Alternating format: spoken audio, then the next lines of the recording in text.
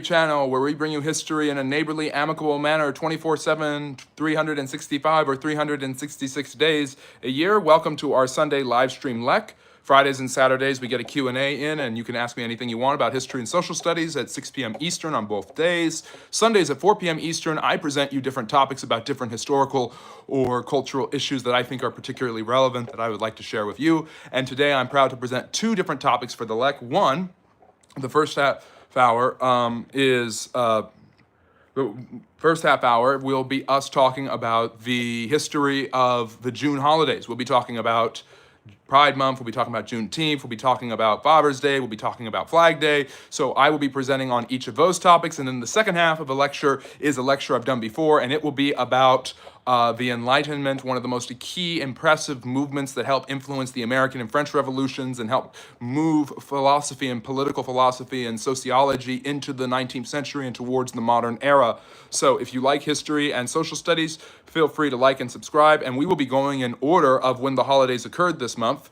Since Pride Month has lasted all of the month, I will be talking about that last. But for June holidays, we will begin with the first holiday on the docket, which is indeed Flag Day. So there's Flag Day, there's Father's Day, then we'll talk about Juneteenth, then we're going to talk about Pride Month, and then we will end with the second part of our live stream where we will be discussing the history of the Enlightenment really fast. So, yes.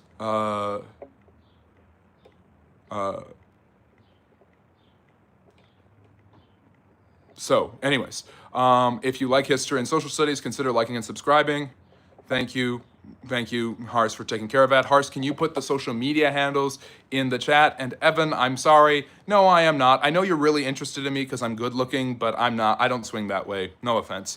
And I don't share my personal life anyways. And by the way, Evan, I appreciate that you're saying my channel is dead when we barely started a live stream and people usually trickle in about the 5 to 10 minute mark. So I don't really care what you think. I'll have to listen to Roy Cassandra or whatever his name is.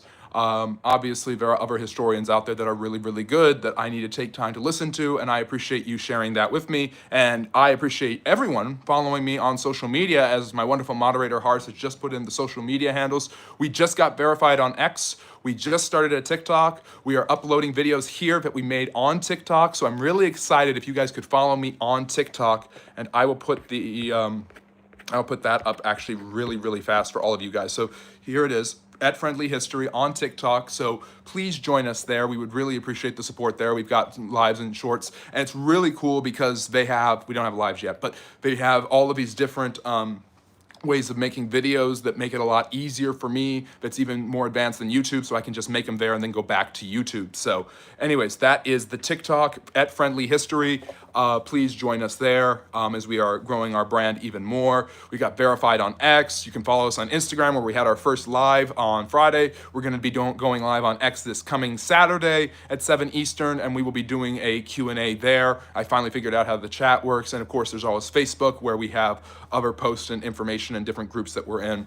And the Byzantines were almost never friendly with the Ottomans from their inception, and within 50 years of their creation, basically, the Ottomans destroyed the Byzantine Empire. So there you go, E-Dog. But yeah, I'm not answering questions so much today. I'm going to be talking about different topics, and we are lecturing on Flag Day. Then we're going to talk about Father's Day. Then we're going to talk about Juneteenth and Pride Month, and then the second half of the lecture will be about the Enlightenment. So pull up a chair, something fun and cool to drink. As I suspected, I was right all along. And consider liking and subscribing if you enjoy history and social studies. Flag Day fell on a very important day this year. June 14th, 2025 was the 250th anniversary of the founding of the U.S. Army. A couple years later, the U.S. Continental Congress, the Second Continental Congress, because there were two of them, approved the first Stars and Stripes model of the American flag. Now, the Stars and Stripes model is more akin to this. And you can see how you have the stars in a circle instead of rows, and you have the red representing blood, white representing courage, and I think blue represents courage and white represents the purity of the heart of the soldiers who fought in the American wars, and the stars represent the number of states in the United States. And this is a propaganda piece from when the United States first joined the Great War, or what I like to consider to be World War II, in 1917 for the 140th anniversary of Flag Day. Propaganda piece. I think it only has 13 stars, despite the U.S. having 48 states by 1917. So so what else? What else? I'm sorry, I'm blanking for a second. So Betsy Ross was the original designer of the flag, and although it's probably completely legendary that George Washington approached her in Philadelphia, asked her to design one, and then she gave him one in that very famous painting, which I don't have at the moment. Do I have that painting? I do not. Flag Day was basically adopted as a holiday later on, retroactively, because on June 14th, 1777, the Continental Congress approved the first model of the American flag. So that is where we get Flag Day from. That is how Flag Day is celebrated and why Flag Day is celebrated. So still one of the most interesting holidays. Not as popular as it used to be about 3 weeks before July 4th. All the crazes about that. It's a holiday that comes right after kids get out of school. So a lot of people don't actually celebrate Flag Day, but it's an unofficial holiday for many people, but it is technically, I don't think it's a federal holiday, but it's a national holiday. Federal holidays are where you get the day off from work, or the kids get the day off from school if it's in the fall or spring.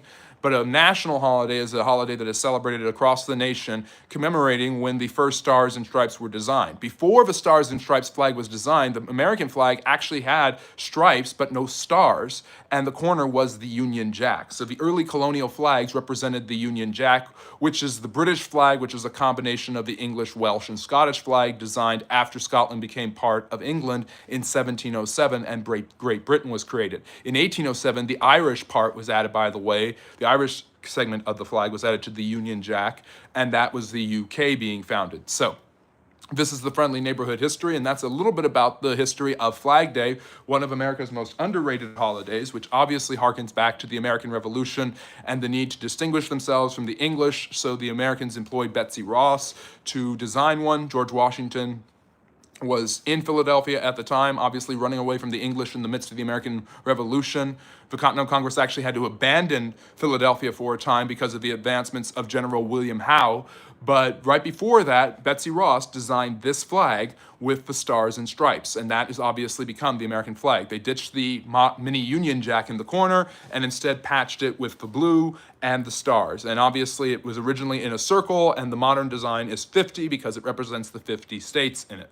So, no, it wasn't, Steve. That was World War III. But yeah, thank you. So anyways, I'm not answering really questions right now, but welcome to the Friendly Neighborhood History channel. If you like what you just heard and what I'm talking about, consider liking and subscribing and following us on our social medias, as well as our new X and our Substack if you want to read articles, and Patreon for early access, and also for exclusive series like my one on the First Ladies. So please go check that out. But yeah, basically, that's how Flag Day works. June 14th. This year was obviously big because it's the 250th anniversary of the U.S. Army, and it is the birthday of President Trump, who celebrated his 79th birthday, which is why many people considered his military parade to be a birthday parade. So there was a political element to Flag Day today. A lot of people do not know about this holiday, and a lot of information has been lost on it, but it does represent the day the Continental Congress approved Betsy Ross's model for the flags, which included the stars and the stripes, and not just the stripes. So remember, red represents the blood of the soldiers, white represents the purity of their hearts, blue represents their courage on the battlefield, and the stars, of course, as always, represent the American flag. And by the way, for those of you who did not hear this part, this is a propaganda piece from the United States in 1917. It's 140th Flag Day, right as it was about to join the Great War, or what I consider to be World War II. So there you go. Let me see here. So now, we are talking about all the June holidays. So we talked about Flag Day, which came first this year, June 14th. Next came Father's Day, June 15th. So Father's Day is always on the third Sunday of the month in June, and it was designated a holiday. It was designated the third Sunday in 1966 by President Lyndon Johnson, and then made a federal holiday in 1972. Obviously, people are not in school, and people don't usually work, and mail isn't delivered, but it's a federal holiday nonetheless, even though it falls on a Sunday. So Father's Day comes in the shadow of its much more popular and much more celebrated co-parenting holiday, Mother's Day, which comes in May. Americans spent about $34 billion on Mother's Day, estimated this year. The estimates were about 24 million, was it billion or million? Sorry, maybe it's just million.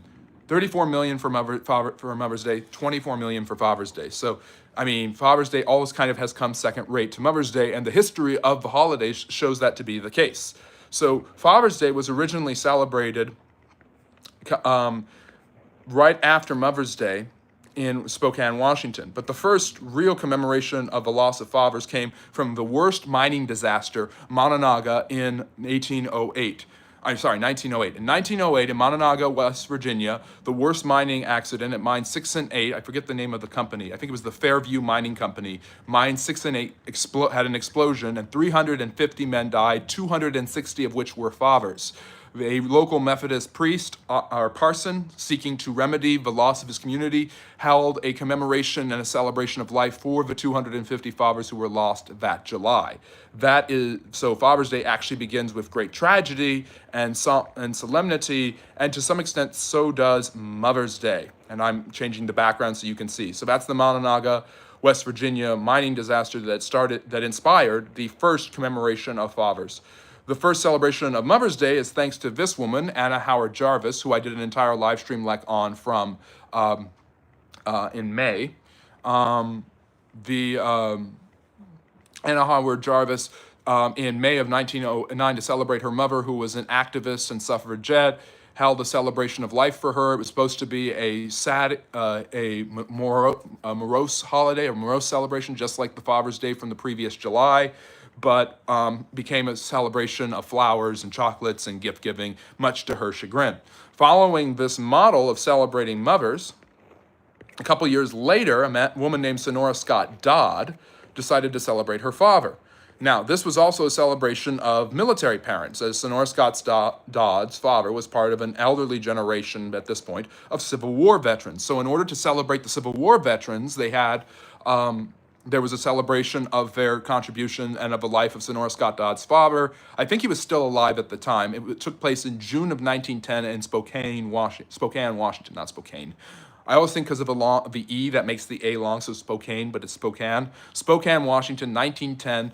In the third Sunday in June, there was a celebration of fathers all around the area, kind of copying from Jarvis's model. And although Mother's Day became a holiday a few years later, the practice of Father's Day kind of dipped and moved up and down, and there's a lot more history around Father's Day and its celebrations, but it was already clearly a June Sunday holiday, just like Mother's Day was a May Mother's holiday. And this is Sonora Scott Dodd, by the way. So an activist very similar to Anna Jarvis, who wanted to celebrate her mother. She wanted to celebrate her father. The holiday kind of trailed the celebration of Mother's Day until, and kind of still does to this day. Father's Day was eventually again made a national holiday in 1966 by President Johnson, who himself was a father, and 6 years later, Richard Nixon made it a federal holiday after Johnson had designated it to be the 3rd June in every year. By the by, one more interesting fact, the origins of Mother's Day go back way further due to celebrations of the Virgin Mother, Frigga from Norse mythology, and the mother of Zeus, Rhea, the Titan. But celebrations of Father's Day include celebrations of Father's Day in America, or at least celebrations of fathers themselves, can date back to the 16th century and the Spanish, who brought their traditions of Catholic celebration of Saint Joseph with them. Saint Joseph obviously being the stepfather of Jesus. So although Saint Joseph wasn't actually, his celebration in Catholicism isn't in June, it's in March. Saint Joseph, the consecration to Saint Joseph, the celebration of Saint Joseph as a father was popular in the Catholic areas of Central and South America, and including parts of the United States like Florida and the American Southwest and California, because those areas were conquered and colonized by Spanish Catholics. So consecrations to Saint Joseph go back to the late 16th century in America. So celebrations of fathers in America date back as far as then. And of course, the Aztecs, Mayans, and other Native American groups celebrate mothers and fathers throughout their theology and rituals. So the earliest Father's Day was 1910, the official one, but you have an earlier commemoration in 1908, and you have Spanish Catholics practicing it in the United States in the late 16th century as well, even though Mother's Day has a much longer history and is much more celebrated. Obviously, Father's Day is an extremely important holiday for many, many reasons, and it always comes on the third Sunday in June, thanks to Richard Nixon when he made it a federal holiday in 1972, and it came on June 15th, the day right after Flag Day, when Americans celebrate the creation of the Stars and Stripes by Betsy Ross. And if you're liking what you're hearing, consider liking and subscribing. 2 of the 4 holidays of June are out of the way, and now we move to maybe the most controversial, although the last one is tons controversial. We've had the fun ones, probably. Now we move into this one, Juneteenth. So Juneteenth is celebrated on June 19th, although many people, especially on the right, do not like to celebrate it at all. It was made a federal holiday in 2021 by President Joe Biden. By the way, I didn't know about the Juneteenth flag until this year, and I did a video about it. That flag was designed by Ben Haith, a social activist in Boston in 1997, and has become extremely popular in demonstrations and has been used. That's a flag celebrating African Americans and their heritage, the green, black, and red. So obviously this one maybe has more history around it than any other of the holidays. So yeah, and if you don't like Juneteenth, I understand it, but I'm talking about all of the holidays that are celebrated in June that are federal holidays one way or another, or national holidays are important to the history of the United States. So it's the United States Lec. So hope you enjoy it. But anyway, so Juneteenth obviously has a lot of controversy around it, but here's the historical celebration of it. It has been celebrated for a long time, even before 2021. President Trump suggested making it a federal holiday in 2020, and then Biden did it in 2021 after becoming president. Juneteenth dates back to June 19th, 1865, when the final African-American slaves were freed. Now, the Emancipation Proclamation had been issued by Abraham Lincoln on January 1st, 1863, which, believe it or not, was an executive order that freed all the slaves in the South. So when areas of the South were freed by the Union Army throughout 1863, 64, and 65, the slaves in those areas would be liberated. On April 9th, 1865, the Civil War officially ended, but not all of the Confederate holdouts had given up yet. In June 19th, the last area to own slaves was Galveston, Texas, and that is when the army of the Union Army showed up under this man, General, I think his name was Gardner. I'm blanking on his name, I'm sorry. I did a video on this, go check it out, but General Gardner showed up and decided to enforce the Emancipation Proclamation in Galveston, Texas, freeing the final slaves in North America, or in the United States, I should say, on June 19th, 1865, 160 years ago, some change, about a week and a half since then. So 160 years ago in about 10 days. So this is why Juneteenth was celebrated. It was celebrated in African-American communities and then became popular throughout the United States, especially in the last 10 years, as race relations have continued to worsen ever since the shootings of Trayvon Martin and Michael Brown, George Floyd being one of the worst, giving President Trump the idea of making it a federal holiday, and then President Biden actually doing so in 2021, despite pushback from conservatives who continually declined to support the holiday. The Trump administration came under a lot of fire because it refused to publicly acknowledge it, and Trump himself said that maybe we have too many holidays. But it's a federal holiday, so no mail, everyone's out of school, and a lot of people get the day off of work. So that's Juneteenth for you. 1997, the flag design comes out. Is obviously one of these subliminal holidays that's kind of floated along in certain corners and become more and more popular and more celebrated over time. But few people actually know the history about it. It's when the final slaves in the United States were freed, despite the constitutional amendment, the 13th Amendment, not being passed becoming law until December of that year. And despite the fact that many slaves had already been freed thanks to the Emancipation Proclamation, and despite the fact that the Civil War was over. Opponents of this would like to point out, and I would too to some extent, that the United States already celebrates a holiday for freedom and independence and liberty, and that's July 4th. So conservatives then go the extra step of saying, why do we even bother to have a Juneteenth when you have July 4th, which celebrates the liberty and freedom of all people, even if the original July 4th did not have freeing slaves or letting women vote or things like that. To be fair, the Declaration of Independence, which I'll be Livestream Lecking about next Sunday because it's the Sunday after July 4th, did have a stipulation to end slavery, but Ben Franklin, who was against slavery, told Jefferson, a slave owner, to get rid of it because he believed that it would only cause a division between the northern and southern colonies that would cause them to lose the American Revolution and fail to become a country on their own. So yes, so you've got Juneteenth, you've got the reasons for its celebration, and if people want to celebrate Juneteenth on July 4th and combine them, I understand that the holidays are close enough, but there's a reason why people are celebrating Juneteenth, and you've heard it. Maybe you didn't know.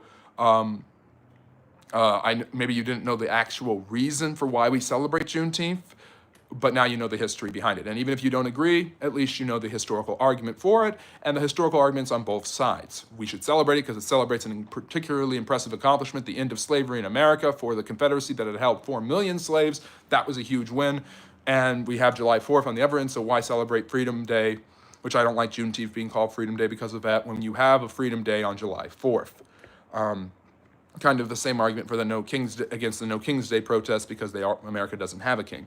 So anyways, hopefully you've enjoyed me discussing the 3 major holidays the U.S. celebrates in June. Flag Day, Father's Day, and now I've gotten through the history of Juneteenth. Don't shoot the messenger. If you don't like any of these holidays or you don't like the reason Americans celebrate them, I can understand where you're coming from. I understand your perspective. I'm not going to say how much I agree or disagree, but I'm just elucidating the history around that. So if you've liked the history and you've learned something, consider liking and subscribing and becoming a friendly neighborhood historian. And yes, Lorenzo, we weren't free in 1776, but we were building towards it. So I'm a history major. I have a bachelor's and I have a master's. And I am reading the comments slowly but surely because I'm still going through all of the information because I'm doing a Livestream Lec. I answer questions usually on my Friday and Saturday Q&As at 6 p.m. Eastern. So I don't always answer the questions here. I'm just looking through the chat now because I took a pause after finishing our 3rd topic. Now, our last topic may be even more controversial than that before, and I'm not saying anyone has to celebrate this or even has to listen to me. I wish you would, but Pride Month obviously is celebrated in June for various different reasons by various different people. And I'm going to talk a little bit about that. Some of the most important moments in LGBTQIA plus history in the United States have come in June. Now, I used to think, because I remember being really young, and the Obergefell decision in June of 2015 legalizing gay marriage in the United States, which the Supreme Court doesn't have the right to legalize something. What it basically said was states could not deny couples the right to get married.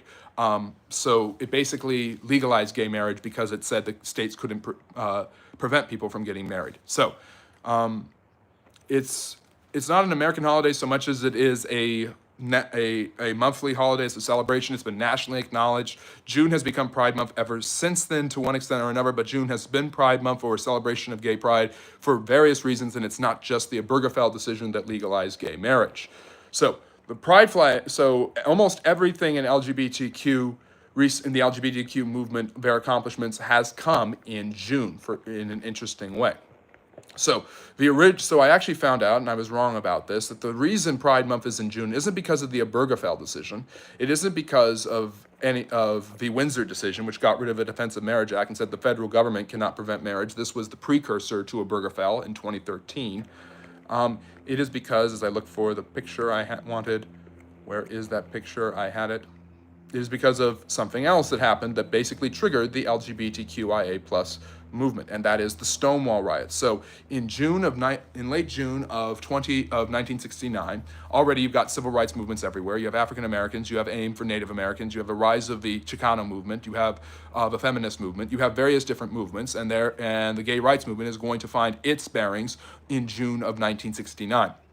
The Stonewall Inn was a gay bar in the Greenwich Village of New York. Now, many states in the United States before this had sodomy laws on the books that prevented, theoretically, homosexual male couples. There were provisions against homosexuality on legal books for centuries throughout much of the Western world, and it took a while for these provisions to come off, be it in Canada, the United States, Great Britain, or France, or the rest of the West for that matter. So, basically, So gay bars were very taboo and often seen as places of illicit activity, clandestine rendezvous, and other things that I don't want to go into too much detail about, but you get my idea. So occasionally they were subject to raids by the police because gay bars were seen as immoral by a lot of people. In fact, the majority of people in American civilization at the time believed that all homosexual acts were immoral, whereas today most people really don't care. There's a big difference 56 years ago. So the police raided the Stonewall Inn in Greenwich Village in New York, one of the most avant-garde neighborhoods in all of Manhattan. So This led to the arrest of dozens of homosexual people, and bisexual people, and it led to a renewed interest by people who were gay to actually start clamoring for their rights. The first way they did it is through a riot that lasted the last week of June into July of 1969. But because the riots and the Stonewall raid had happened in June, June has become a symbol of the beginning of the LGBTQ movement, which gained steam in the 1970s by getting the American Psychological Association to overturn their ruling that homosexual behavior and lifestyle was actually a mental disorder, and continued to gain steam by the coming out movement in the 1970s and 80s, where people who had been quiet about their sexuality were now able to express their minority lifestyles and things like that. So the Stonewall riots began a movement, the gay rights movement, that gained a lot of steam in the 1980s and in the 1990s, and has basically led to a complete cultural shift. A plus behavior, for the most part, is seen normal, and people who are opposed to it will at least say, well, I can't stop them, things like that. So most people don't say whatever you do in your own bedroom is your own business, and if you want to be open about who you are, that's perfectly okay. These are the results of the Stonewall riots, the gay rights movement, and of course the coming out movement. The Stonewall riots gained steam for the LGBTQIA plus community throughout the 1970s. Although questioning people, queer people, transgender people really weren't in the movement as much. At first it was LGB, then it became LGBT, and then it's LGBTQ, and it's LGBTQIA plus. So there's kind of an extension of more and more sexual minorities gaining more and more predominance in the movement. What happens next? So something that horribly afflicted the gay community in the 1980s actually started in June. Oh wait, that's the next one. So obviously, the gay rights movement is represented by the pride flag. And the first pride flag was actually flown, the rainbow flag, in June of 1978 in San Francisco, believe it or not. San Francisco, really? Home of a gay pride parade? At that gay pride parade, they flew two rainbow flags. One of them has the Stars and Stripes corner in it, but this one has become, although it's been updated and there's different versions that now include Black Lives Matter and the transgender movement, this is usually seen as the gay flag, the rainbow flag, representing someone who is proud or supportive of homosexuality in one way or another. So so that happened in 1978, and then they became the symbol of the LGBTQ movement going forward. I'm going to keep using them interchangeably because I just want to.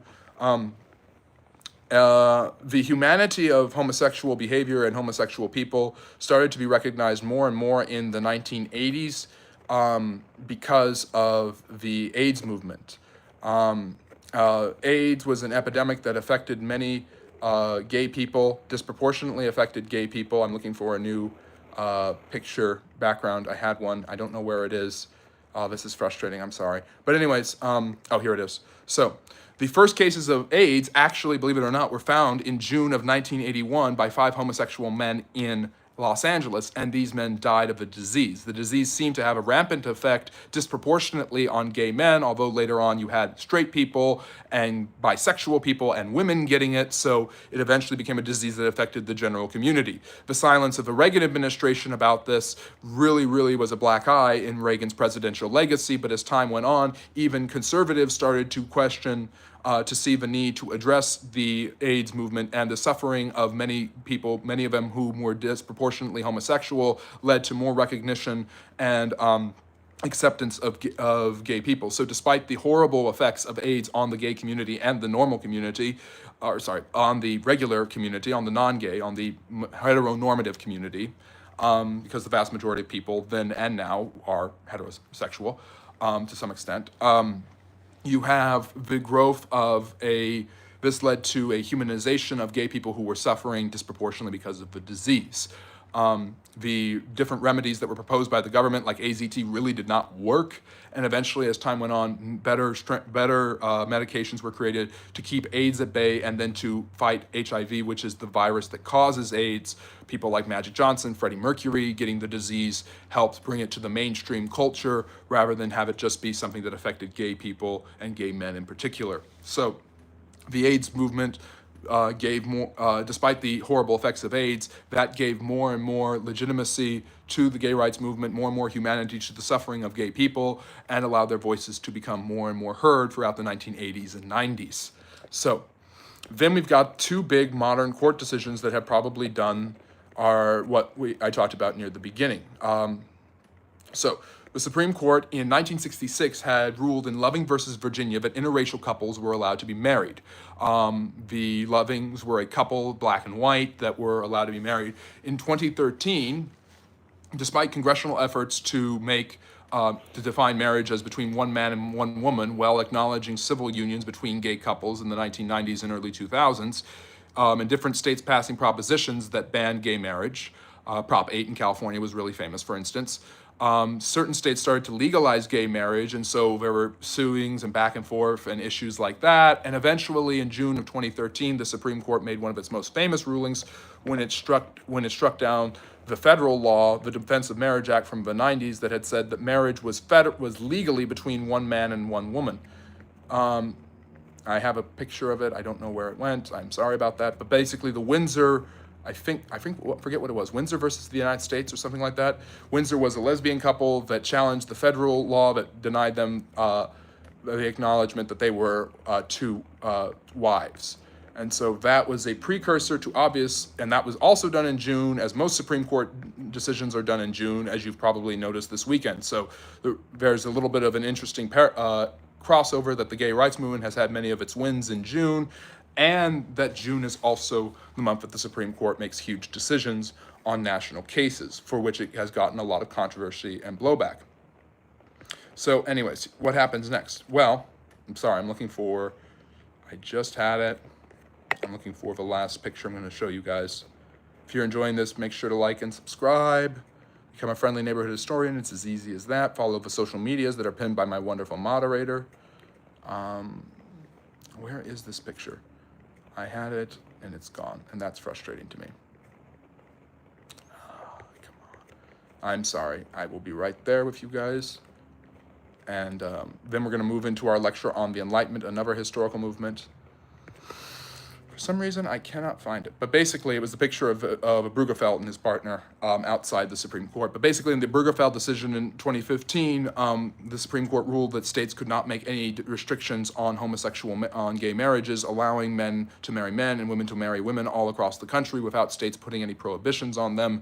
The recent decline in the popularity of gay marriage has made a lot of people feel that there will be a pushback, and eventually this will be overturned, which has made a lot of conservatives excited and many gay people very worried about their future of their ability to marry. So, 2015, everything became more mainstream because of the Bruegefeld decision. The legalization of gay marriage basically made it clear to everyone that June is indeed Pride Month, and that is why and that is not the exact reason why June is Pride Month. We saw that if you were listening earlier, that the Stonewall riots and the beginning of the gay rights movement come in June of 1969, but June is indeed Pride Month because of that. But you see that many major moments in LGBTQIA+ history over the last 55 years have come in June, including most recently the Bruegefeld decision that legalized gay marriage.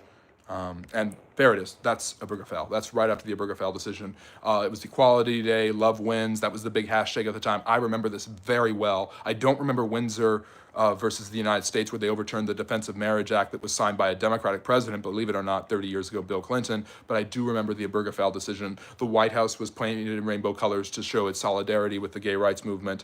The federal government didn't celebrate Pride Month this month, as the conservative administration of Donald Trump seems to be pandering more or less to conservative Christians on a lot of things, which aligns with their base. But the celebrations of Pride Month had been happened throughout the 2010s and stuff like that, as people became more and more aware of Pride Month. But it's not because of a Bruegefeld, it's because of the Stonewall riots. I will say, I know I just took a swipe at the Trump administration. The Trump administration has the highest ranking gay official in U.S. history, the Secretary of Treasury, Scott Brezsnet, who is married to a man and has children with him. And the Biden administration had Secretary Buttigieg before that. So there's been a climbing and an escalation of gay rights and gay advances in society, in politics, in economics, and things like that ever since then. So I'm not, and again, don't shoot the messenger. I'm not saying one way or the other. I am just giving the history of these movements and the history of the June holidays, and that is it. We talked about Flag Day coming on June 14th because of Betsy Ross. We talked about Father's Day on June 15th because of the commemoration by Sonora Scott Dodd of her Civil War veteran father in Spokane in 1910. And then Johnson and Nixon making it a holiday. We talked about Juneteenth and the freeing of the final slaves at Galveston in 1865, and we talked about Pride Month coming from Stonewall riots, Obergefell, the Windsor decision, and the first Pride flag being flown in June of 1978. June being Pride Month is become a cultural norm or something to groan at throughout the last 10 years especially. Okay. And hello, Rachel. Let me just see. I'm going through the chat. Is America not secular? America has become increasingly secular over the last 55 years. It was founded as a secular, non-specifically religious country, despite a heavy Christian influence in its founding. So yeah. If your parents, okay, so I've got different views. Whatever your views are, I hope you enjoy the history that I presented to you because it's a history channel, not a political channel. So please like and subscribe if you haven't already. All right, so now we shift over to the second half of our live stream lecture, and that is the Enlightenment. And this is really apropos because we're coming up on a week where we're going to celebrate July 4th on Friday, and you can't have July 4th, you can't have the American Revolution, you can't have the French Revolution. Indeed, you can't have independence movements all throughout Africa and Asia in the 19th and 20th centuries without the Enlightenment. The Enlightenment was a movement, an intellectual and philosophical movement that advocated for political and social changes and reforms during the 18th century, particularly, that was popular with intellectuals throughout Europe, especially in France and England. And it really starts in the 17th century. So I'll be talking about various Enlightenment philosophers and their philosophies, but I have to give you some background about that before I do so.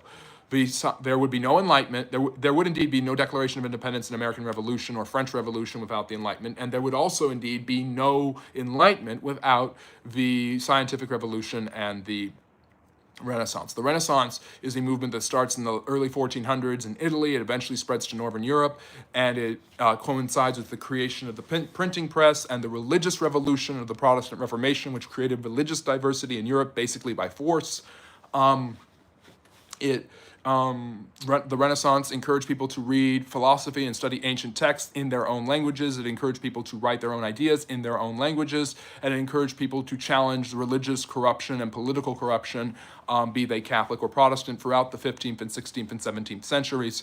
Some of the most important Enlightenment philosophers challenged the cornerstones of society, like Desiderius Erasmus, Niccolo Machiavelli, and Thomas More. These were built upon later by Enlightenment philosophers.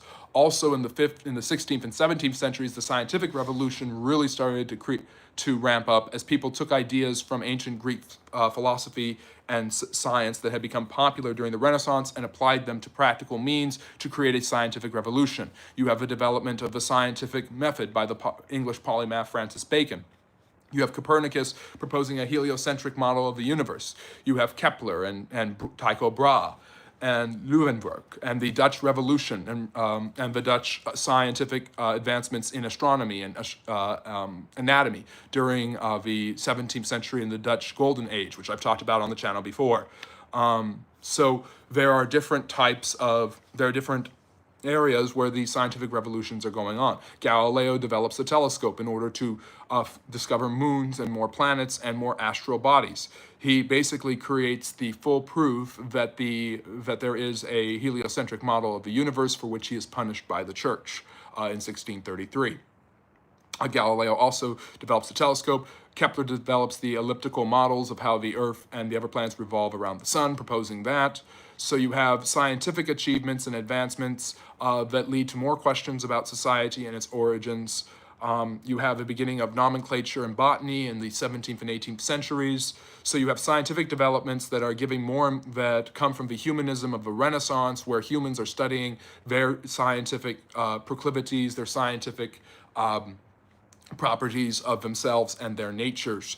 And so the old religious dogmas start to be questioned more and more and start to lose a lot of their precedence. The Galileo Inquisition for for instance, will be a huge marquee point for the Enlightenment philosophers of the 18th century. So the Renaissance of the 15th century impacts the Reformation of the 16th century, which impacts the scientific revolution of the 17th century, which impacts the Enlightenment of the 18th century. And although the Enlightenment had started earlier, many people took what they knew about science and humanity, developing it from the Greeks and borrowing from the Greeks during the Renaissance, and applied it to, and thank you, Robert, I appreciate that, and applied it to their philosophical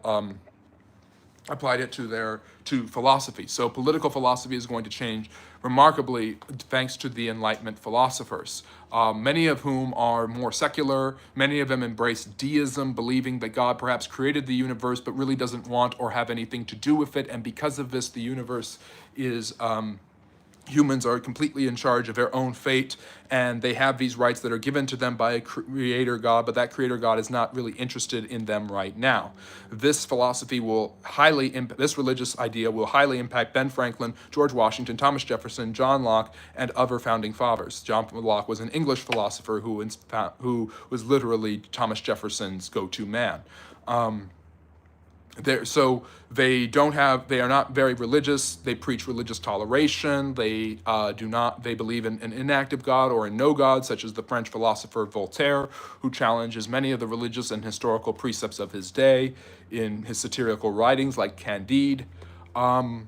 So many of the religious dogmas of the old time period have been challenged, and many of the scientific and mathematical discoveries of the era by people like Leibniz and Pascal and Newton and Galileo were taken by the Enlightenment philosophers and run away with, despite the fact that every man I just mentioned was religious to one extent or another.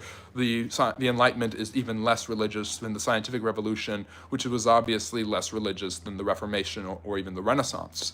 So there's a degrading level of influence and power that the church has over these philosophical developments throughout the Renaissance, throughout the Enlightenment, and the Enlightenment, because of this, will be a more secular movement than any of its previous primogenitors. So what happens next? Or sorry, it's not primogenitors, it's direct ancestors, I guess you could say. So here's what happens next. So you have Voltaire, you have different political movements that spark different political ideas. The English in 1648 overthrow their king. The year after that, they kill him, and Parliament takes over with a man named Oliver Cromwell, basically becoming the leader of the British over the next 15 years until his death and his son's incompetence brings back the king, Charles II. This interregnum opens a lot of philosophical questions about the future of the British monarchy. This inspires one of the most famous English Enlightenment philosophers, a man named Thomas Hobbes, to write his Leviathan. Leviathan opens up a Pandora's box about the questions of the state of nature. The state of nature is, what are human beings like without any government or without any attachments? Where do their rights come from? Who are they as individuals? Hobbes is the first one to actually question this. And Hobbes' diagnosis points back to earlier biblical models. He believes that human beings are naturally evil and they will abuse each other and abuse the rights that they are given by God. Basically, all of these philosophers, to one extent or another, believe that God is the reason for human rights. For instance, you have the right to speech, the right to an idea, the right to own property, things like this. Hobbes believes because human beings are evil and will hurt one another, they need a strong ruler to keep them in line. And he creates this idea of the Leviathan, a biblical monster that actually represents a powerful king or monarch to govern the people. This is taken by a new school of thought called absolutism and ran with in areas like France and Russia, where their rulers control everything. Absolutist rulers like Louis XIV or Peter the Great in Russia really form a Hobbesian model of how their kingdoms and empires should be run. So there's Thomas Hobbes, and he was writing in the early 1660s. Then you have a development of certain puritanical writings that had been against the monarchs by Puritans in England, who developed the idea that religious people had the right to resist biblical or unchristian ideas imposed by their government. This will lead to greater religious toleration and resistance theory amongst Protestants and Catholics and other religious groups in the coming centuries. And this is kind of the religious reaction to the Leviathan. If the king is too powerful, even if the king is too powerful and not allowing us to worship as we please, we will still worship however we want. If you want to know more about this, go and check out my Livestream Lec from last week about the Great Awakening, where I discuss religious freedom and toleration in the United States. In the late 17th century, the English monarchy changes permanently when the Glorious Revolution occurs. James II, the final Catholic monarch of England, is overthrown, and the next guy, and he's overthrown by his own daughter and her husband, Mary and William of Orange, who is from the Netherlands. They come, and with the invitation of Parliament, basically throw him out on his rear. He flees, but his family will continue to try to overthrow the government for the next 65 years or so. But Mary and William become monarchs, but they don't become monarchs without checks and balances. The English draft a constitution and even a Bill of Rights that basically guarantees certain rights for their citizens, but also establishes Parliament as the predominant legislative power in England, creating a balance of power between the monarchy and Parliament that had been debated about for centuries. As time goes on, the monarchy will continually decline in its power until by the 1830s it creates a figurehead state where the monarch is a ceremonial ruler and Parliament is the legislative power running everything basically, which is why the British Prime Minister makes laws and not the king. This development creates one of the first major constitutional monarchies in European history. The Dutch have a republic, the Swiss had their cantons, but the French have an absolutist monarch. The Holy Roman Emperor is elected, although he holds power as the ruler of Austria. The Russians have a czar who controls everything, and Italy is divided into a series of principalities like the Papal States, where the Pope rules over an actual kingdom. But now you have a monarch who is checked heavily by the power of his parliament. The English monarch had been checked by parliament for centuries, ever since the Magna Carta created the first rumblings of nobles being discontent with their monarch. But now you had a real constitutional process that guaranteed individual rights and the right of the government to make laws and the king to have to obey them. This changes politics forever. This influences another British philosopher by the name of John Locke. Locke is a Whig, a liberal, who wants less power in the hands of the king and more power in the hands of the elective representatives. And he develops his own theories about the state of nature. He basically comes to the belief that, like Hobbes, human beings are born evil. They are not disposed to the good. Despite the fact that Hobbes was more of a traditional Protestant and Locke is more of a secular deist who believes that God created the world but then left it to kind of be on its own, which is the common view of the Enlightenment. Locke develops the idea that basically human beings on their own have individual rights given to them by God. Among these rights are life, liberty, and property. Not the pursuit of happiness, that's from Aristotle, but Jefferson will literally rip this off from Locke in his second treatise on government and apply it to the Declaration of Independence. Humans were created by God, and in their state of nature, God has given them the ability to own property, to live their lives, and to be free of coercion from the state. However, human beings are evil. Therefore, they will hurt one another, they will impugn one another, they will impinge on each other's rights, and they will abuse one another unless they are restricted. You cannot have boundless freedom for the individual. So the Lockean principle becomes basically the state is created by the people as an agreement, a social contract, which has already been proposed before, but where the state is not a heavy-handed monarch like the absolutist model of Leviathan, but the state is a doer of good for the individual to protect them and to keep them from harming one another. This forms the basis of classical liberalism, paleoconservatism, and libertarianism. So this is embraced somewhat by the right wing in the United States and throughout Europe to this day, although populism, nationalism, and protectionism are not necessarily components of a Lockean model. But traditional conservatism and libertarianism tend to be more in line with this, where government gets out of the way and only intervenes when it absolutely has to when humans are in danger. So there's a brief model of the Lockean perspective on government, where man is free, but where man is in chains and is freed, but he has the government to protect him and keep him from enslaving himself or others. So there's that going on there.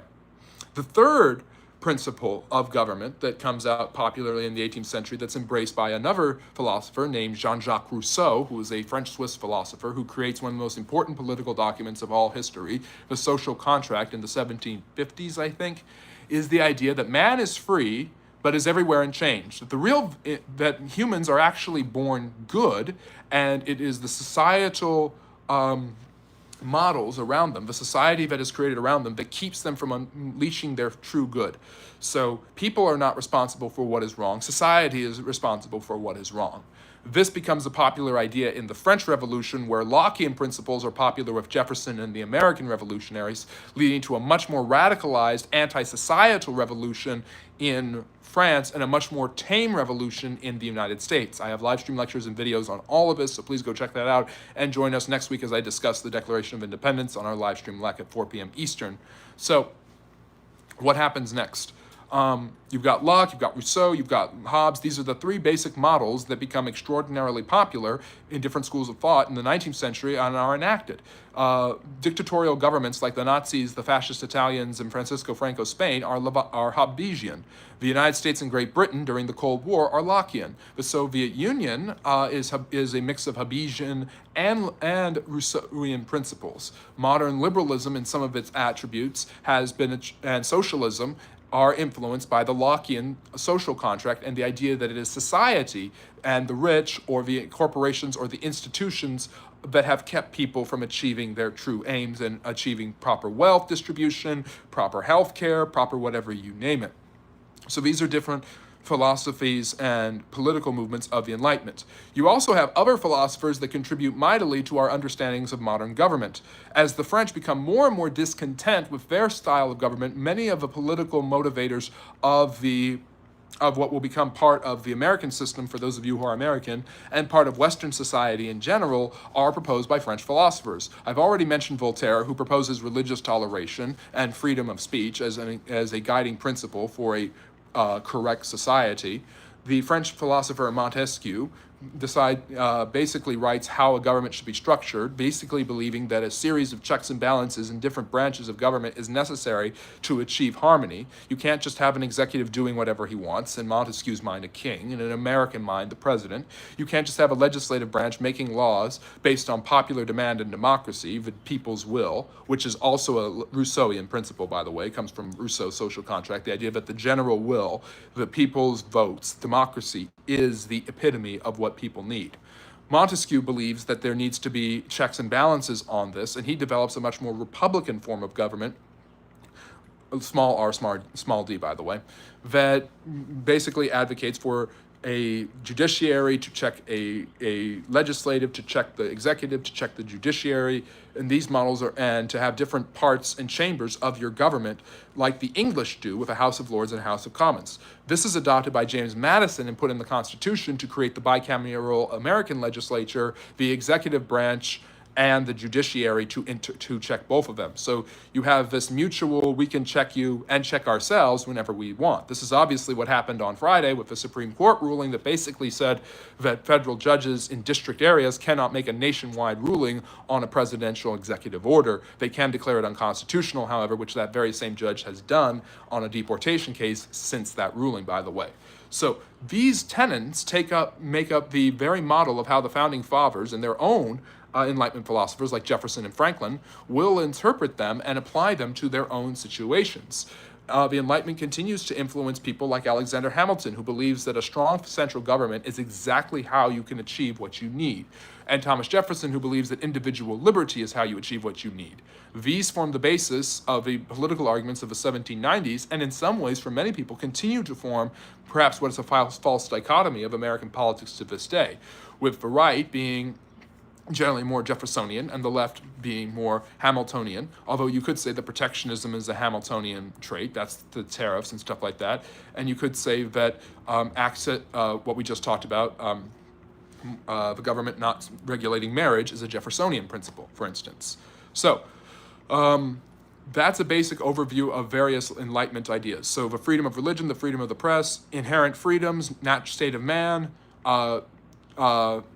constitutional government, even dictatorships, modern dictatorships are all creations of Enlightenment philosophers during the 17th and 18th centuries that heavily influenced the creation of the American government, modern fascist governments, socialistic governments, and modern democratic and republican governments in Europe. So that is exactly what I wanted to talk about. It's a general overview of the Enlightenment. What are the results of the Enlightenment? Well, you have political revolutions, you have experimentations in new forms of government in Great Britain, France, and the United States. Eventually, these will go to Canada, Australia, and most of Britain's satellite communities. The desire for independence, democracy, and self-determination that comes out of Rousseauian, Jeffersonian, and Lockean principles will influence revolutions and democratic movements in Africa, South Africa, and in India, and in other places that are later imperialized and colonized by the Europeans who want their freedom and independence. Some areas where Russia really doesn't get to try this that well. The Middle East has not really experimented with these models, but African areas have with mixed results. It's interesting that Ho Chi Minh, Mohandas Gandhi, and Nelson Mandela all refer back to the Declaration of Independence, all refer back to the French Revolution. Marx refers back to the French Revolution and creating the idea of the democracy of the proletariat. So the philosophies of the Enlightenment will influence the philosophies of the political philosophies of the 19th century, like Hegelian democracy and Marxism. However, there is one part that I almost forgot, and that's the rationalistic philosophical side, which attempts to take rational philosophy and empirical philosophy and meld them together and basically give a fuller understanding of how human beings are to act and live based off of what we can decipher from our rational mind in the world around us. This is extremely true in the philosophies of men like Blaise Pascal, René Descartes, I think therefore I am, and of course Immanuel Kant, who basically tries to synthesize rationalism, the use of the mind to discover truth, and empiricism, the use of what can be seen to establish truth. And these create new categories of philosophical thought that will influence popular philosophy in the 19th century, particularly in Germany, with Hegel, Marx, and Friedrich Nietzsche. So just a quick shout out to those guys and rational philosophy and all of that great stuff. So that is a basic overview of the Enlightenment. The experiments in the Enlightenment include the Bolivarian revolutions in South America, the Vietnamese Revolution in Cambodia, the revolutions of 1848 and 1831 in Europe, the French Revolution of 1789, the American Revolution of the 1770s, the Glorious Revolution of 1688 in Great Britain, the Canadian Revolution of 1837 and 1838 that led to them gaining political autonomy. The decolonization process of the 20th century is an unfolding of Enlightenment applied to non-white and non-European peoples in Africa and Asia. So those are a few things there. So hopefully you enjoyed what I had to talk about and me sharing my knowledge about the Enlightenment as well as all of the June holidays. For those of you who have been there from the beginning, I really appreciate it. You're a real one. If you haven't done so yet, please like and subscribe. And that's how you become a friendly neighborhood historian. It's as easy as that. Hope you all really enjoyed this. I will be staying on for about 10 minutes or so to answer whatever questions you might have. So please feel free to drop a topic or a comment or a question you have in the chat. I'm sorry I wasn't interacting with the chat. I do that on Fridays and Saturdays more often, but I will be for the next 10 minutes or so at the end of my Livestream Lec today. And I've recommended a couple of different Livestream Lecs. I have one on the French Revolution and Napoleon from about October. I've had one on the Enlightenment before. I had one on the American Revolution, and I had one on last week was about the Great Awakening, which is tied into this in America, and then I've had one on the Dutch Republic, which I mentioned as well. So please go and check out those live stream lectures. I wouldn't say that Margaret Thatcher was fully a disaster. She had her problems, to be sure, but Britain was actually pretty prosperous and strong during her time. I mean, you have the Falklands, you have economic prosperity, the long-term effects. It's very similar to Reagan in the United States. The successful fights against socialism and communism did really help in the immediate. What they do in the long term has had more mixed results. But you got to respect Thatcher. There's no doubt you got to respect Thatcher. What about next Sunday we do a lecture on early U.S. government, like the Declaration of Independence and the Constitution and Federalist Papers for 4th of July? Yes, that's what next week's live stream lecture will be about. Join us at 4 p.m. Eastern next Sunday as I discuss the history of the 4th of July and the founding of America. What did she do to the Irish? I mean, what she did to the Irish is no different than what the British, was no worse than what the British did in the 1840s or at any other period.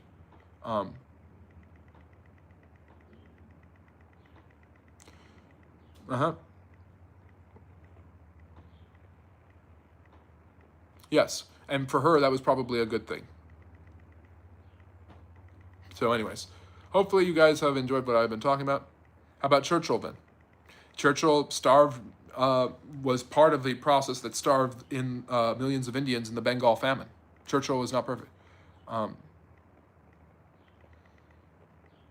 What troubles did she perpetuate in that?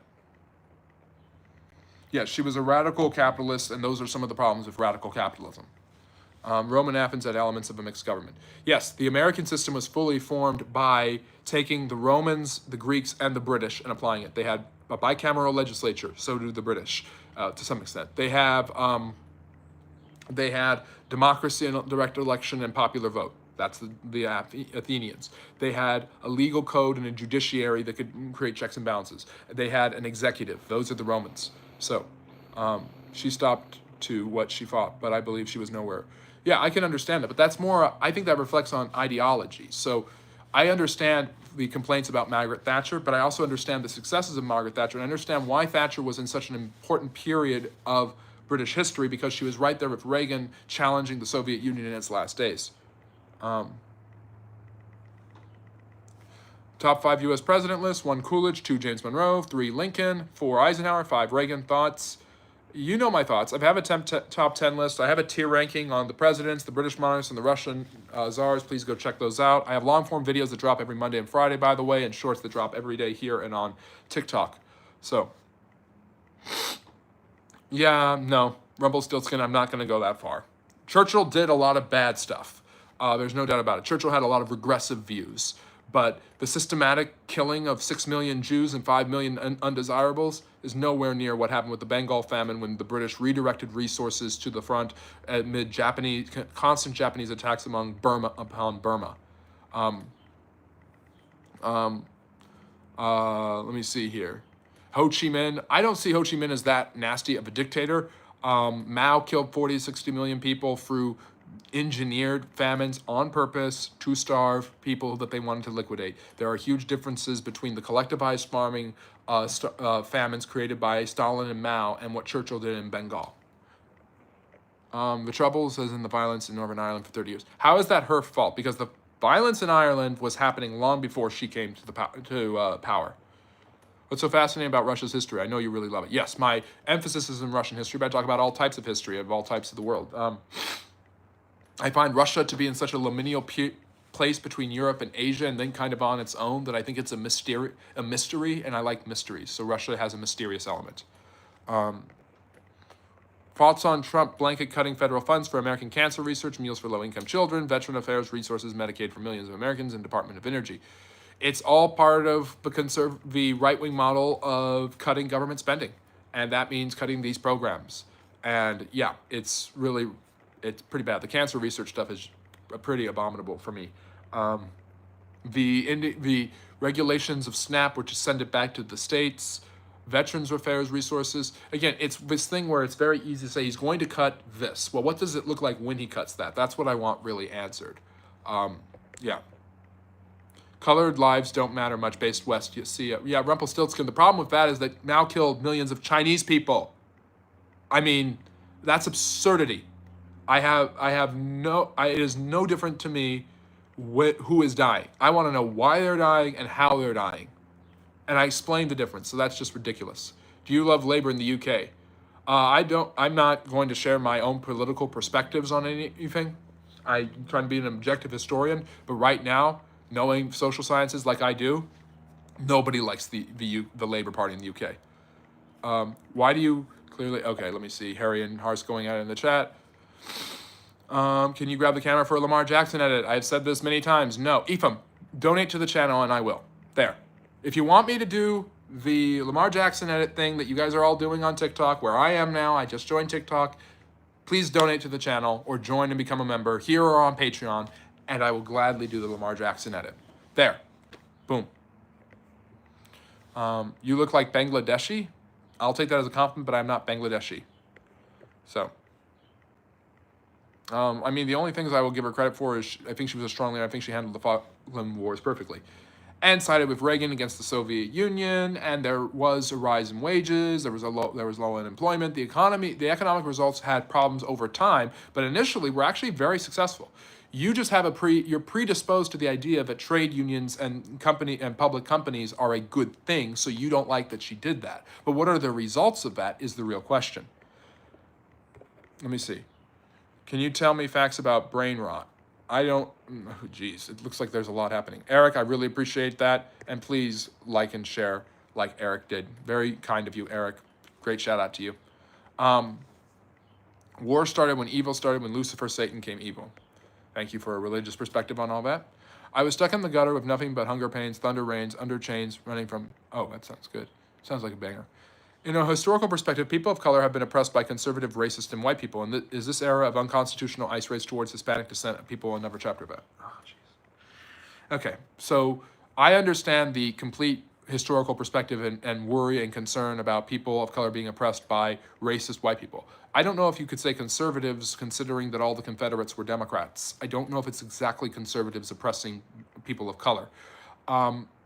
I think that's something I don't like the question, only because that's something that a journalist would ask, and I don't like the journalist gotcha questions because it loads the deck, stacks the deck against a no answer. I don't see ICE raids as the same thing at all as what's the word? Oppressing people of color. I'm not saying I like them. I'm just saying that's a false category. It's a categorical error. The Crown of England is in the gutter. Someone needs to come pick it up. Charles picked it up. And thank you for joining us, Mahesh from India. Could lecture topic be the sexual revolution? That would be a good one. But again, that'll be probably in 2 weeks. Or maybe I could do 2 live streams next week. I'm definitely doing one about July 4th and the founding of the American government. You know what? I'll leave that one up as a possible topic. Thank you, Sovereign Mofo. I appreciate and I agree with you. Did birds come from dinosaurs? There's some rumor about that. Not all birds. I wouldn't say all birds. Yes, it was common sense, and she did the common sense thing when a lot of people don't do the common sense thing and problems happen, Harry. So Thatcher gets a win. Look at that. Yeah. Yes, one of the reasons Thatcher left power is unemployment skyrocketed. At the end of the Cold War, when spending slowed down, the economy started to fizzle in the West. Yes, that happened all around the West. Thank you, Gaihan. I appreciate that. I mean, I go on Twitter and I just see some of the stupidest people proposing some of the stupidest ideas on both sides of a political aisle, and I decide to give cultural, balanced, historical, referential responses. I do my best there, so follow me there. Hello, guys. End Islam from your neighbors. I'm good. I'm fine with Islam being here. Chickens come from a Trex or something. Yeah, I've heard a T-Rex. I've heard that before. Not sure how true that is. I'm not a scientist, so I can't say. So, anyways. Let's see here. Anyone else have any questions about history? What would categorize the racially motivated rounding of people who are brown and Latino causes being of nonviolent individuals or even U.S. citizens by unidentified officials? Okay, so I understand your point. Pachamama Radio. So let me explain it this way. You've got the rounding. You're saying the rounding up. Let me read your question again. Okay. There are plenty of illegal immigrants in this country that are not necessarily Hispanics. However, the disproportionate amount of illegal immigrants in this country are Hispanic. The reason for the rounding up isn't because they're Hispanic. It's because they're ostensibly illegal aliens. And the violence issue, so many of them are violent. There's like 2,700 Tren Al Agua people who've been caught up in it, but there's a lot of people who are nonviolent. And then that's the conversation. How long have they been there? Who are they? From what I have read, the American people are in favor of deporting criminals and people who have been here only a short time or don't have a job. People who have been here working a long time, in the mind of a lot of Americans, shouldn't go anywhere. And I think I sympathize with that perspective the most. So the question is, ICE is ICE's function as a government organization is to round up people who are undocumented and process them for deportation, enforcing U.S. federal laws. It is not the disproportionate amount of illegal aliens are indeed Hispanic. That doesn't mean that it is that doesn't mean that it is because they are Hispanic, but it means because they are undocumented. Now, there have been people who have been caught up. I think 70 of them were citizens. About 700 over the last decade have been citizens. People who are citizens or legal residents who can show proof of that are released. I think they should get some compensation too. People who have been here for an extremely long time, obviously that's a concern. It's not this. I'm not blanketly defending ICE. I'm not even defending ICE at all. I'm just saying simply what they are supposed to do and how it's not ostensibly a racist thing that they do. So yes. And the Cold War siding with U.S. is pretty much common sense. Okay, USMA, great to see you. Long time. What species is older, crocodile? I think it's the crocodiles. Tell me about India. Mughal Empire, 16th century, 17th century. Shah Jahan builds the Taj Mahal as a mausoleum for his wife. There you go. Yeah, illegal aliens from which planet? I like that. What do we think about Mamdani? Oh, jeez. Why it's all politics all of a sudden? It used to be history. I used to get questions about history, and then you get the occasional Palestine or Trump question, and now it's all politics. I think I think the idea of deporting Mandami is one of the stupidest things I've ever heard. You can have a number of complaints about all of his politics or how radical of a Muslim he actually is, but there's no grounds for deporting that guy, and that's a stupid effort. There, I'll say that. I talked about that on my X, for instance. You can go and learn more there. Yeah.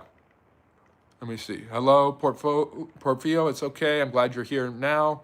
Did the English Empire really occupy 90% of the world? 25% of the world's population was British at the height of its power. It was the largest, most extensive empire in human history based off of population size, but it did not control 90%. But it had a settlement on every continent.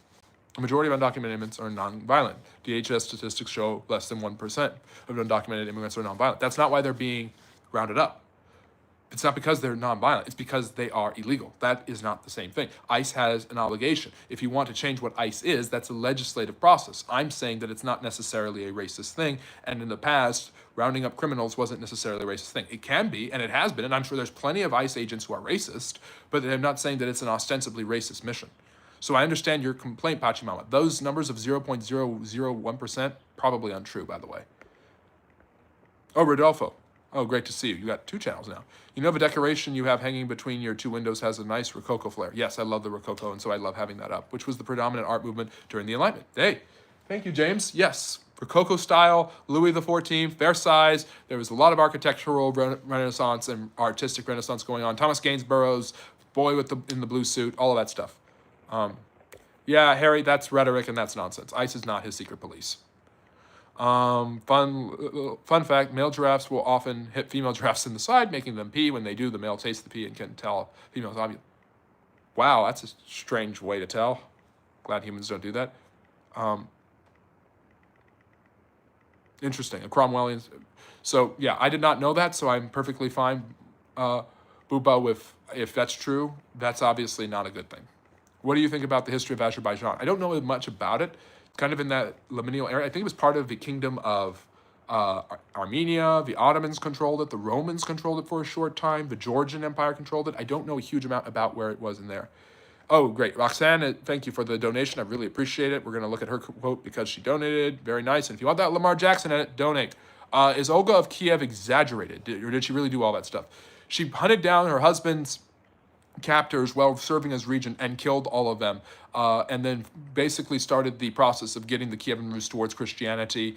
It's a little exaggerated. The only real source we have for discussing the early Kievan Rus is the Primary Chronicle, and we just don't know exactly how accurate the Primary Chronicle is, Roxanne. But the truth of the matter is, I just really like your question, by the way, that probably about, I'd say 60 to 70% of it is reliable. Olga was extreme, and she did everything she could to protect the regency of Sviatoslav, and her grandson continued her work of bringing the Kievan Rus into Christianity. So, now at Trump, Thatcher, and Churchill. Interesting. Sir, what do you think about the National Socialists? Geez. The Nationalsozialistische Deutsches Workers' Party. I don't know how to say it in German.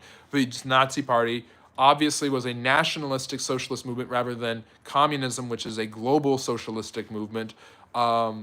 you know, if you look at brothers fighting, look at Stalin and Hitler, the idea that they are politically opposites is probably not fully true. Who is your favorite official mistress of a French monarch? Ooh, I can't name one off the top of my head. Louis XIV had so many. I loved learning about Charles II. The reason he didn't have any kids that could take over was because he had a social disease because of all the affairs he had. Fun fact. Oh, thank you for saying that again. Why is Mondami radical Muslim? Also, what about the evangelical Christian radicals who try to establish Israel so that the second coming of Armageddon could happen? Evangelical Christians believe that Israel's establishment will lead to that. I don't think they want necessarily that to happen in the sense of they don't want Israel to exist solely because of that. There are some Christians who believe that. That's pretty crazy. Yeah, I'm not for that, and I'm not for intifada. Intifada means instant warfare and fighting and killing, and that is a really bad model. So I don't know how radical of a Muslim he actually is. I'm saying, and I don't think there's anything fair about saying because he's a Muslim and it's New York that it's a bad idea. That's stupid. I'm sorry, but that's really stupid. You can dislike radical socialistic policies. This is not, but you can't say this is hijab, radical Islam from Iran. This is maybe a little bit of that mixed with, imagine a burqa with the rainbow colors. That's a little bit more of what it's like. Did the Native Americans and Polynesians cross paths? Probably. In fact, some of the Native Americans probably were Polynesians. Do you use Reddit? I don't have a Reddit, but I have a TikTok, and I have X and all the other social media handles there. If there are many racist, yes, Raja, you are absolutely right. That's a great point. If they are intentionally racist, then yes, it's a racist mission. Can you say Isaac is gay? I don't know that about Isaac. Isaac has the right to come out of a closet. Just listen to the earlier part of a lecture. Let me see here. I want to hear your opinion of the Rococo art movement. Really like some of it. Obviously love Versailles. Not much more than that. Let me see here. I'm trying to catch up with the chat. How our opinion on different leaders can change based on where we are from. It's also based on what we know. So because you are probably from Ireland, Loop, you have a perspective on Margaret Thatcher that is informed by Irish roots. So I'm really fascinated and will learn more about that thanks to you. So I appreciate it. I am not from the UK. I'm from the United States, but I'm not going to say where in the United States. Let me see. Who do you think was the greatest English monarch? Ooh, great question. You should go look at my tier list of English monarchs. There's so many that are really good. I have a tier list on English monarchs, U.S. presidents, and Russian czars. Please go watch those. Those would be really helpful. Roxanne, you're very welcome, by the way. Thank you for your donation. It really helps the channel grow. Raja, I go with Elizabeth I. You can't have English settlement without her in North America. Talk about the historical U.S. oppression of peoples of color, including the genocide of Native Americans. The Native Americans were not genocided. The vast majority of Native Americans died from disease and died in wars with each other and with the white man. And it was horrible, the dispossession and stealing of their land, the treaties that were broken. There were many, many horrible sins inflicted upon the Native Americans that includes the whitewashing of their history, them being put into boarding schools where they're basically stripped of all their rights and privileges. I absolutely hate that. It's horrible, the oppression the Native Americans have had to deal with, but calling it a genocide and saying 100 million natives died because of the Europeans is ridiculous. I'm sorry. That's just a historical pet peeve of mine. Black people with slavery and segregation, yes, terrible stuff too. And Hispanics being overgeneralized to be criminals. It's funny how each of those gets significantly less worse. You talk about a genocide, then you go to segregation, which is horrible, obviously, and then you talk about being generalized to be criminals. There has definitely been this understanding, Mexican banditos and stereotypes of Hispanic Americans, and over the last century, illegally and legally, immigrants from Central and South America have dealt with extreme amounts of stigma. Look at Sal Castro and his activity for Hispanic American civil rights. Look at Cesar Chavez and the farm workers movement and everything. There has definitely been a push, starting with the civil rights movement, inspired by the civil disobedience of Thoreau, Gandhi, and King, for Chavez and others to act so that actual recognition of the contributions and beauty of Hispanic culture could be contributed to U.S. history.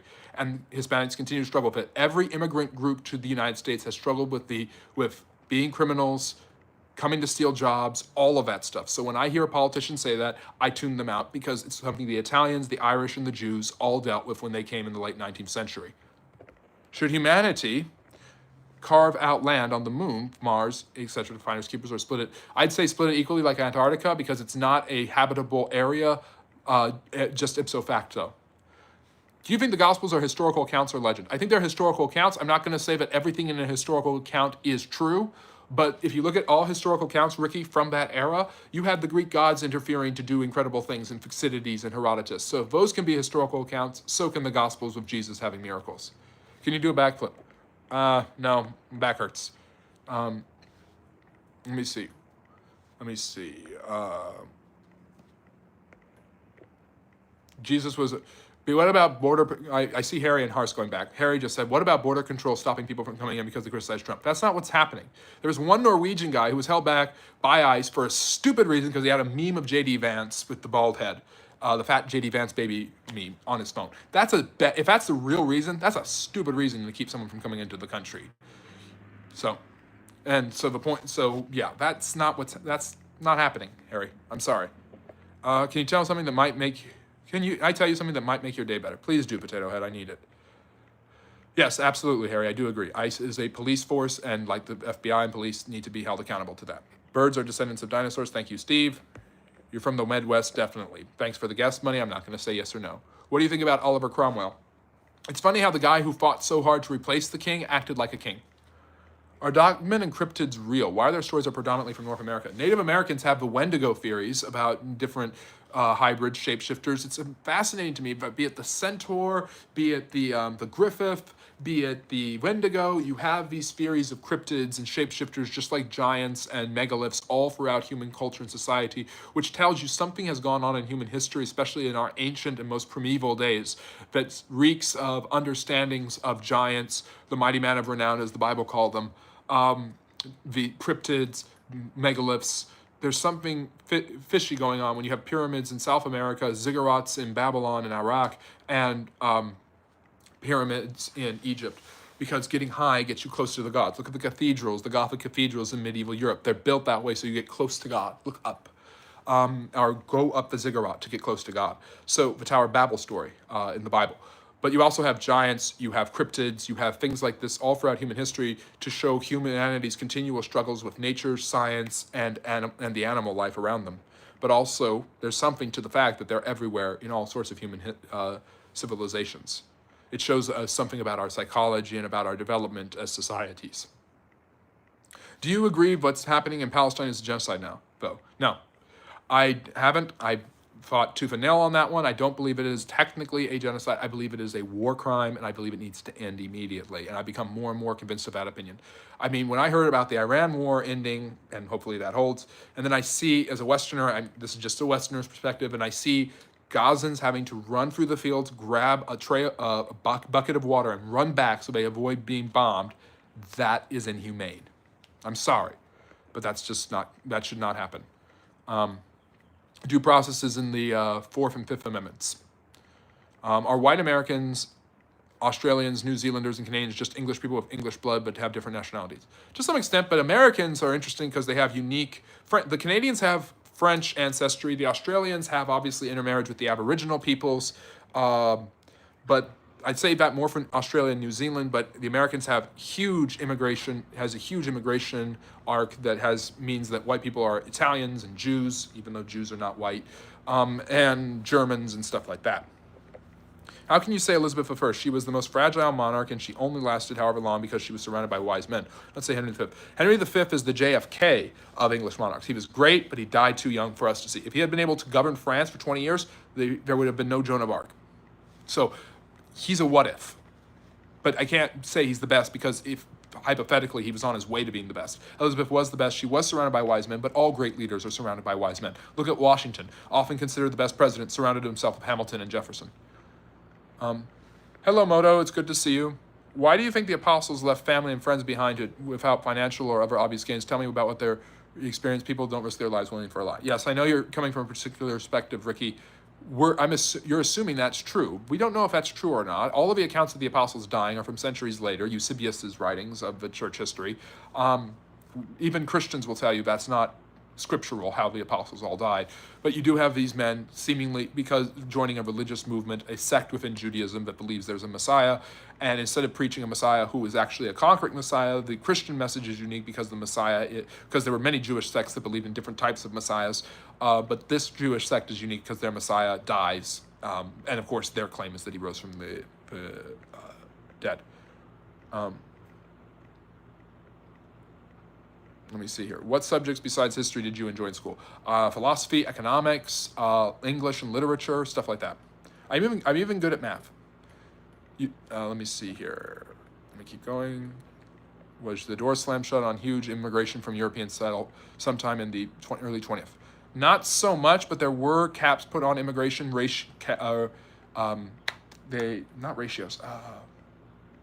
Quotas put in the 1920s that lasted until the 1960s.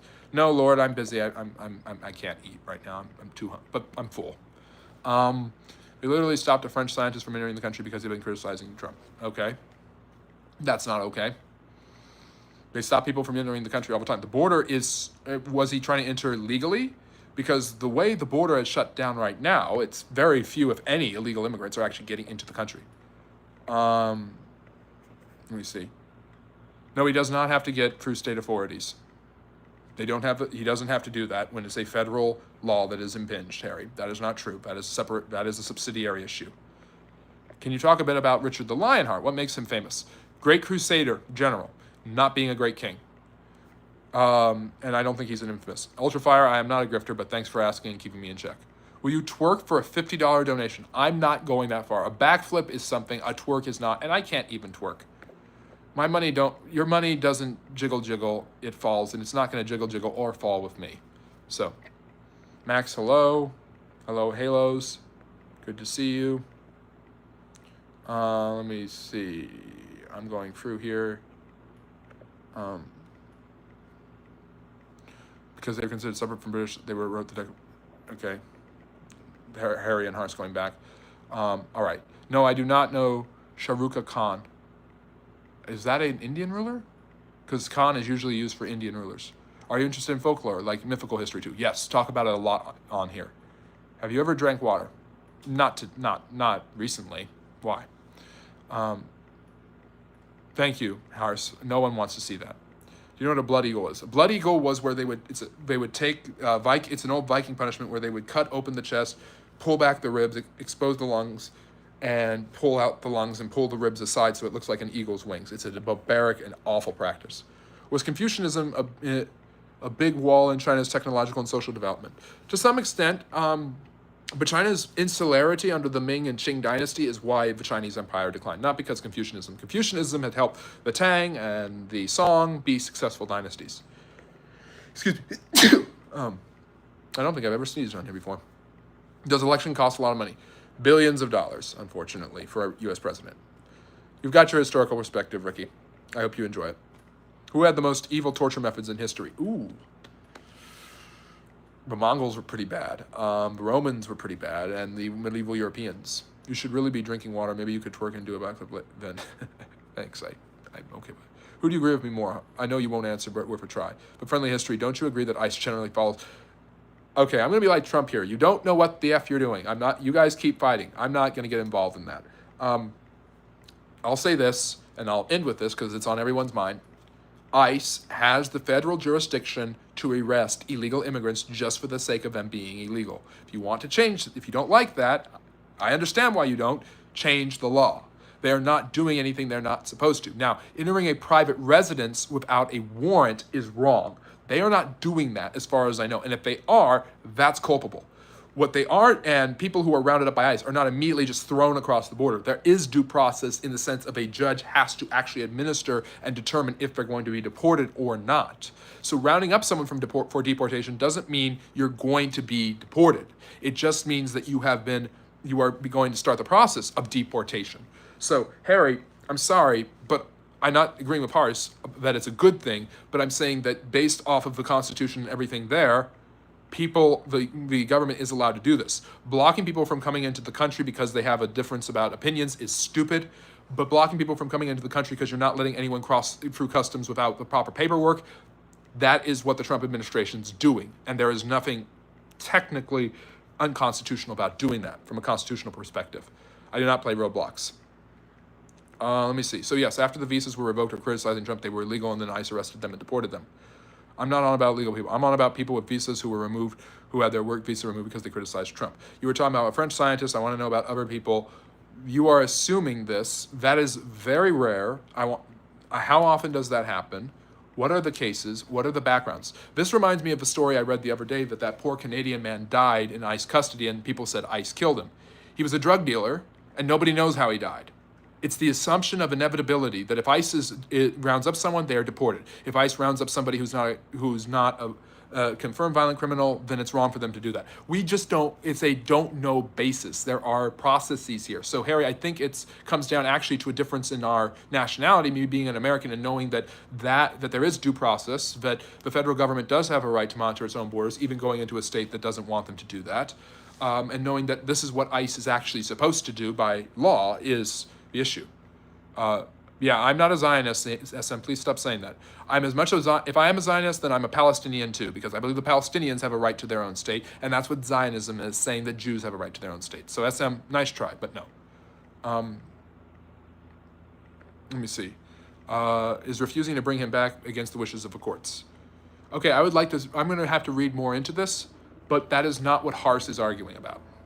And if that is true, I think that's really stupid, just like the Norwegian guy. And is ICE going over the top? Yes. In my opinion, if you want me to share my own perspective, yes. Are they allowed to do most of what they are doing? Also technically, yes. It's a very there's a lot of gray areas here. So bail sucks, that's the issue. That there's this nationalist run that is like, America is for Americans, and that shouldn't be controversial to say. But the problem is you have people who come and work here on work visas, and if they overstay them, they're technically undocumented and they can be deported. That's what's happening. So I don't know if his French scientist overstayed his visa or not. Now, a common quote that's often made is that illegal immigrants pay a lot in taxes, which is true, mainly because illegal immigrants that overstay their visas coming and working in the private sector in medicine or in technology might have overstayed their visas. So, Cheetah, it's okay. You can hear me argue with Harry, and that will be entertaining if you like the vibes. Does the book Ivanhoe tell you much about history? I love Walter Scott, but no, he's not a historian. He's taking the old chivalric code and going wild with it. So, Canada the Great, your perspective. Don't know enough about him. I'll have to learn about him. Why is ICE so controversial for Americans? People do not like the sight, and I'm with them, of someone being taken from his family and being processed for deportation when he has clearly done nothing wrong. That's difficult for people to watch. The enforcement of immigration, the issue isn't that ICE is doing this. The issue really should be the law needs to change in some way, shape, or form. If illegal immigration is a crime, why not a statute of limitations? And you can put it on a statute of limitations, and after a certain period, you cannot be arrested. Right now, there is a statute of limitations, 53 years. That's way too long of a statute of limitations, in my opinion. What refusing to an ID to a public official, they have a right to do that. No, the French scientist was entering the country and was refused entry. So that's not okay, but he was refused entry. So yeah. Anyways, anybody can request a visa extension. 70% of the time it's granted. You can do this in almost every country in the world if you overstayed and you knowingly said screw the rules or ran out of time. I understand the desire to be sympathetic. That is what the perspective Harry and a lot of people are coming from. The desire to be sympathetic to people who want to make a better life for themselves is obviously part of the American story and tradition. The dogma and stigmas of immigrants doing this and that has been thrown at more people than just the Hispanics, which is why I tune it out when I hear it. And I understand the fears of people that this is a racially targeted issue. I've heard about George Galloway. He's interesting. I've read some of the stuff there. Navin, I'm sorry. I'm already married to history. Anyways, so foreigner. Okay. All right. Please like and subscribe if you haven't already. We're going to wind this down. We've been going a lot longer than I said we would, but hey, I enjoy the vibes. I enjoy the conversation. And Hars and Harry, behave yourselves, or I may force you to go into a ceasefire. You guys need to know what the F you're doing. Let me see. It's a issue of justice and mercy. I will say that. I am sorry. Oh, geez. There's probably some weirdos who want to keep that on the internet or something. All right. Take care. Thank you for joining us from Dubai. I'm sorry, Tariq. We'll have to talk about Dubai next time you are here. Okay, I agree with you there, Harry. Yes, I agree with you there, Harry. I think we can agree at that point. Single or have boyfriend? We don't bring up his name. So anyways, do past U.S. immigrants have it harder? To be sure, there wasn't a social safety net and other issues. But thank you, Tariq. I appreciate that. All right. I will see you guys later. Take care. Have a great rest of your weekend. Have a great week. We'll see you back here Friday, 6 p.m. Eastern, and Saturday, 6 p.m. Eastern for our Q&A. And next Sunday, join us for the Livestream Lec. Have a great